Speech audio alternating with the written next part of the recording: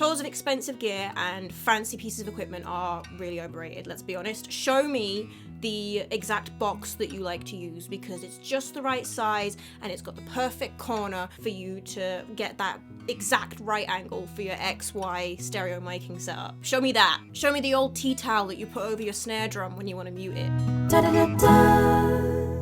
Hi guys, it's Emma, welcome back to my channel, and if you're new here then welcome to the chaos. I do all things music related on this channel, from putting up covers and show reels to show people what I'm like if they want to book me as a performer, to my favourite style of content, production, songwriting and audio engineering style content. I am a wannabe producery type, which means I have a home studio setup, which is ideal for where I'm at the moment, because a lot of what I'm doing at the moment is projects where, you know, I'm working on my own original stuff, or I'm trying to do some mixing and production for things that I've written with other people. Anyway, not the point. Point being, I have a janky home studio setup. And the fun thing about both janky home studio setups and actual studios that I have been in, like professional working studios, they've got all the fancy gear, you know, you've got the really expensive monitors and the good quality microphones and the fancy preamps, and then you've got something that is held together with duct tape. You've got a box of weird knickknacks in the corner that they hold on to because, well, this thing is useful for this specific job. And sometimes I find this more fun to learn about than the fancy piece of gear someone's got,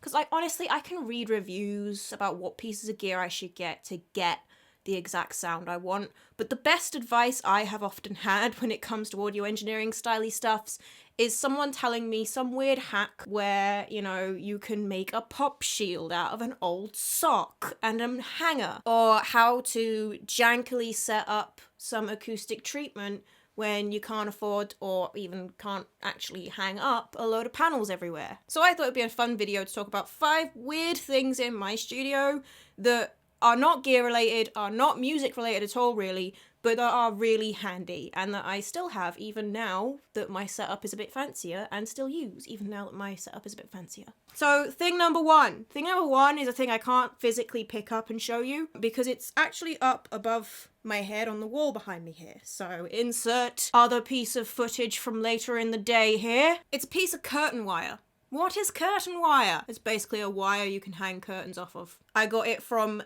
a DIY store. It's literally a piece of wire suspended through this sort of clamp screw thing that goes into the wall. I don't know exactly what the technical term is for the thing that the wire is clamped into, but basically the wire is like threaded through some holes and stuff on like a poley bit that is then screwed into a cylinder bit, and that's what locks the wire into place, and those are just then screwed into the walls. But what it was cheap and very useful. I obviously don't just use this setup to do recording audio. I also use it to record videos like this, and also things like show reels. And obviously I do put out music as an original artist. Like, my main dream is not to be some big pop star, superstar or anything, but I do like to put out my own original music, and I will be continuing to do that this year. So every now and then I want to film content for that, music videos and the like. And the best way to do really cheap and easy music videos is to be able to put up some sort of fancy looking backdrop and just lip sync in front of it. The easiest way to set up an easy backdrop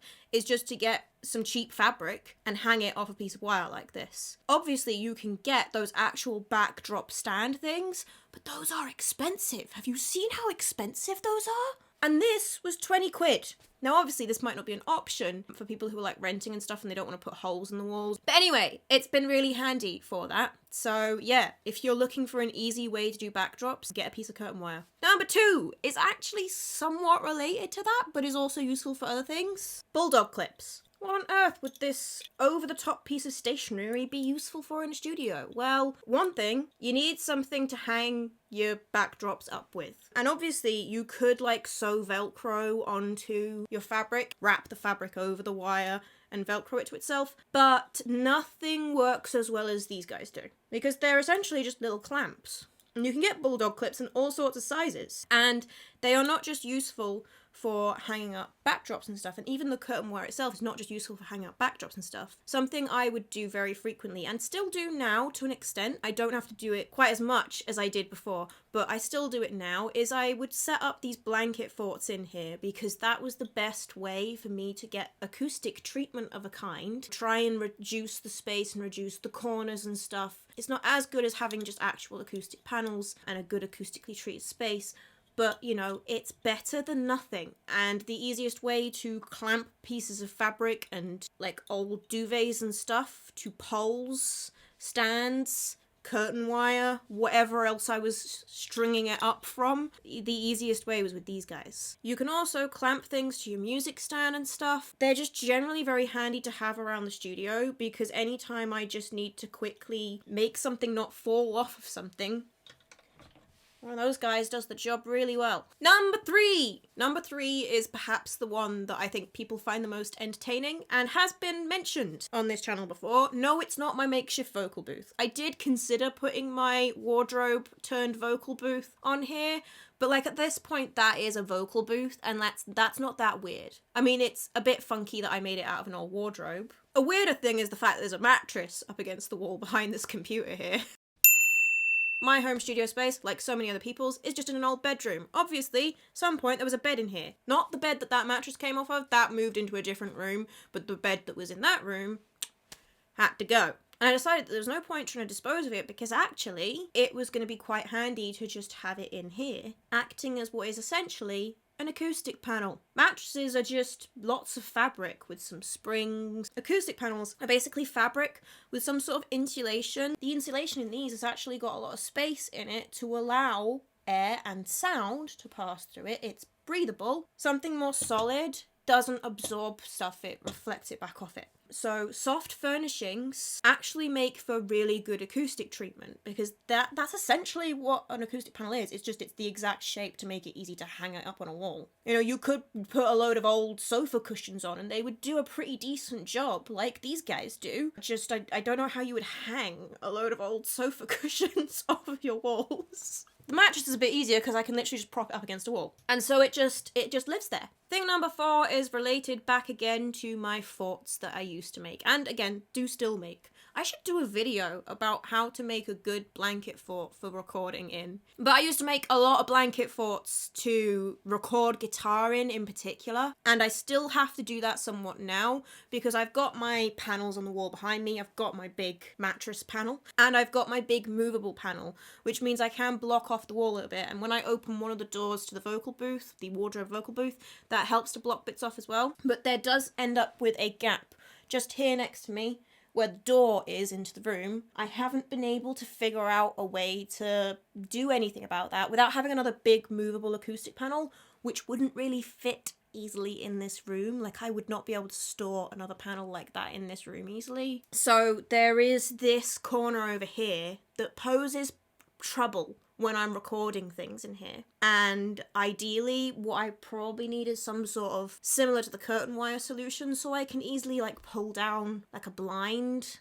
with really heavy fabric would help. But I do still rig up sometimes a blanket or an old duvet to go across here. So thing number 4, sorry, I forgot to mention what it actually was, is blankets. Got a whole box full of backdrops and blankets and stuff. Again, the blankets can also make cool backdrops themselves. Even just hanging a blanket or an old duvet from the curtain wire back when I didn't have these panels on the wall here, it would help to stop the reflections off the walls as much. But I still use it now because I need to block off this corner sometimes, and for the space, the most logical solution is just to hang a blanket across. So I would recommend having lots of old blankets at hand when you're recording in a space like this. And I will do a video on how I like to construct my blanket forts for janky acoustic treatment. I'll just do a video on janky acoustic treatment tricks. On to number 5. This last one is the only one that I'll have mentioned that has no relation to acoustic treatment or blanket forts. All the others have had some relation to that, but this one has more to do with recording guitar. I am a guitarist. Well, I am a guitarist is a strong way of phrasing it. I play guitar. I'm a vocalist more than anything else, and I play guitar. So most of my songs and most of my recording I do in here features a lot of especially acoustic guitar. Number 5 is random bits of string and fabric and stuff like that. Little bits of string, little bits of fabric. The fabric works better for one job. I've got these sort of old, I'm not sure what they are exactly, I just found them in a packet somewhere. They're like things you get on hats. I sometimes use these for actually wrapping up some of my my wires in here, but they're also useful for a very specific job. This can be more useful for depending on what you're recording specifically. When you're recording guitar, acoustic or electric, this is something that I tend to use a lot more when I'm doing electric parts because I'm quite often not playing all of the strings when I play electric parts. Now, if you're playing all the strings, obviously this is irrelevant. But a lot of the time, you're not going to be playing all of the strings on the guitar, and you're not going to want them to get recorded. If you're just doing like a basic acoustic recording of a guitar vocal, this isn't going to be so much of a concern for you. You're not going to bother doing this. But if you're recording just like an electric guitar part that's just playing a lead riff on the top 2 strings, you'll still find that those bottom 2 strings will ring out, because when you hit certain notes that are the open notes for the strings, it will make them ring. That's just how science works, unfortunately. But you'll also find that sometimes you might accidentally brush against one ever so slightly, just enough to make it ring out a bit. And like I said, when you're just recording a part where the guitar and vocal may be the only thing you've got on there, that's not a problem. That's just normal, natural guitar sound. It's not like it makes a guitar part unusable. But when you're recording it as a part that's going in a mix with a lot of other parts, then those really quiet little ringing out strings that you can't really hear in the mix are going to muddy up the mix. Especially the lower strings, you know, with the bassier notes. Obviously, you can EQ it out to a certain extent, but there's only so much you can do in post with EQ to get rid of sounds you don't want on the mix. So it's always better to find ways to make sure they just don't get recorded in the first place. And the best way for guitar is to just mute the strings that you aren't using. The handiest thing is little bits of fabric that literally I'll show a video of me actually doing this because I've got some guitar parts to record. You literally just tuck it under the strings you're not using. So if you're only using the bottom strings, you tuck it under the top ones. If you're only using the bottom ones, you tuck it under the... If you're only using the top ones, you tuck it under the bottom ones.